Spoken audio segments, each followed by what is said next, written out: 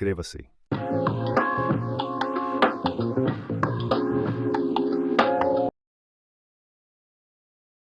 Bem-vindo ao Brasil visto por drone. Hoje, vamos sobrevoar Maceió, descobrindo as suas paisagens mais incríveis vistas de cima. Prepare-se para uma experiência única.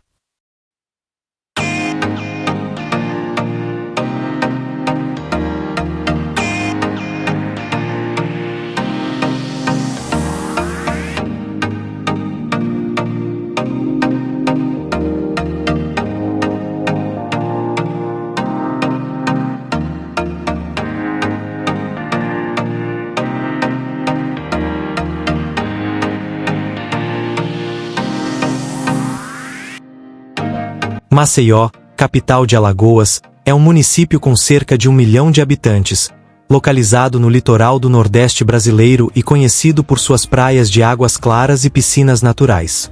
Fundada no início do século XIX, a cidade se desenvolveu como importante centro administrativo, comercial e turístico do estado, tendo hoje uma economia baseada principalmente nos setores de serviços, comércio, turismo, indústria e administração pública. Maceió se destaca pela orla urbana extensa e estruturada, bairros litorâneos valorizados e forte atividade turística durante todo o ano, atraindo visitantes do Brasil e do exterior. Além das belezas naturais, possui rica cultura nordestina, culinária típica à base de frutos do mar e tradição artesanal, combinando clima tropical, crescimento urbano e grande relevância econômica para a região.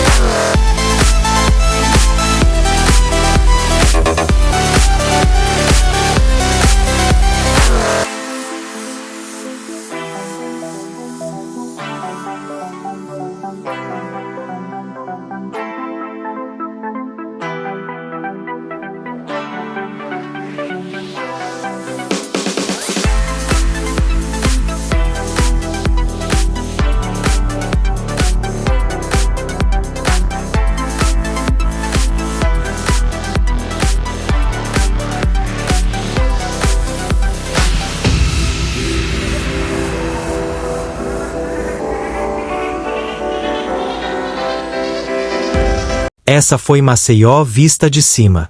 Se estiver assistindo pela TV, aponte o celular para o QR Code na tela. Deixe seu like, comente a próxima cidade e até a próxima aventura aérea.